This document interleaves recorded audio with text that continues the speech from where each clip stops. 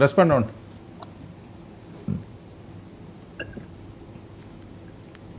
నమస్తే వర్మ గారు, మీకు అలాగే ప్యానల్ పెద్దలకి 99 వీక్షకులకి.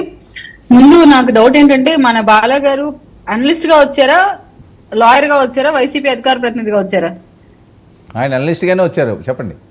అనలిస్ట్ గా వస్తే నాది ఒక చిన్న డౌట్, ఒక అనలిస్ట్ గా ఈ స్టేట్మెంట్స్ ఆయన ఇవ్వచ్చా అని.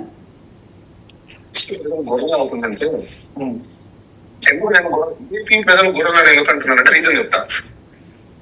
ఇప్పుడు మనమే ఏపీ ప్రజలు మీరే కోరుకున్నారు, మాకు చదువు కావాలి, వైద్యం కావాలి అన్నారు. ఏమైనా చదువు వైద్యం ఇస్తానని మీరు ఏం చేశారు? క్వాలిటీ మంది ఇస్తారని గెలిపించారు. మీరు మిమ్మల్ని ఏమంటారు? ఇక్కడ చదువు గెలిచిందా, వైద్యం గెలిచిందా, మంది? ఈ స్టేట్మెంట్ బాలా గారు ఇచ్చింది సార్. క్వాలిటీ మద్యం కావాలి, ఇంక్లూడింగ్ నేను కూడా, గొర్రెలు అంటే ఇంక్లూడింగ్ నేను కూడా. ఎందుకంటే చదువుకున్న వ్యక్తిగా నాకు తెలుసు కాబట్టి వెలిఫేర్ అంటే ఏంటి, సోషల్ వెలిఫేర్ అంటే ఏంటి, డెవలప్మెంట్ ఏంటని తెలుసు కాబట్టే ఎవరు మాట్లాడినా మేనిఫెస్టోలో తీసుకొచ్చేది మీకు వైద్యము, విద్య, అభివృద్ధి అని చెప్తారు. కానీ మేనిఫెస్టోలో ఫర్ ద ఫస్ట్ టైం ఇండియాలో లిక్కర్ గురించి ప్రమోట్ చేసి లిక్కర్ గురించి మాట్లాడితే గెలిచిన ప్రజలు ఎక్కడైనా ఉన్నారంటే that's state of Andhra Pradesh on record. Right, okay. Wait for a second, I will answer to you.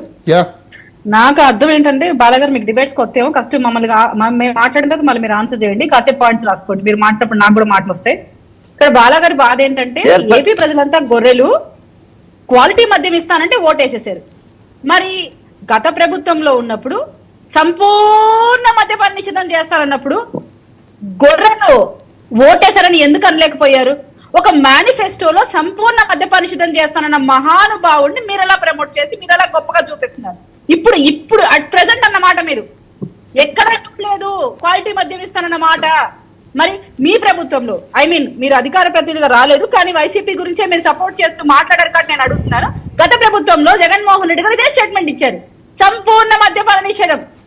అప్పుడు ఎలాగయ్యా మేనిఫెస్టోలో పెడతావు మద్యం గురించి? మళ్ళీ గత 5 ఏళ్లుగా ఎందుకయ్యా నీ మేనిఫెస్టో చెప్పిన ఇంప్లిమెంట్ చేయలేకపోయావు? సంపూర్ణ మద్యపాన నిషేధం కాస్త చీప్ లిక్కర్ గా ఎందుకు మారింది? ప్రభుత్వమే మద్యం ఎందుకు నడిపింది? డిజిటల్ పేమెంట్స్ ఎందుకు లేవు? అసలు ఈ మద్యం చూపించి రాబో రోజులకు కూడా అప్పులు చేయడం ఏంటి?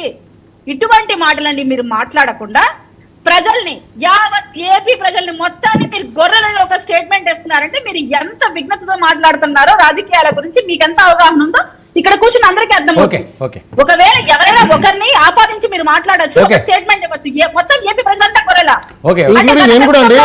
ఇంక్లూడింగ్ మై సెల్ఫ్ కూడా. అవునండి, మరి మీ పవన్ కళ్యాణ్ చేయలేదా? మీరు రాష్ట్రం మొత్తంలో మీరు అబద్ధాలు చెప్పి చేయలేదా? మీ పవన్ కళ్యాణ్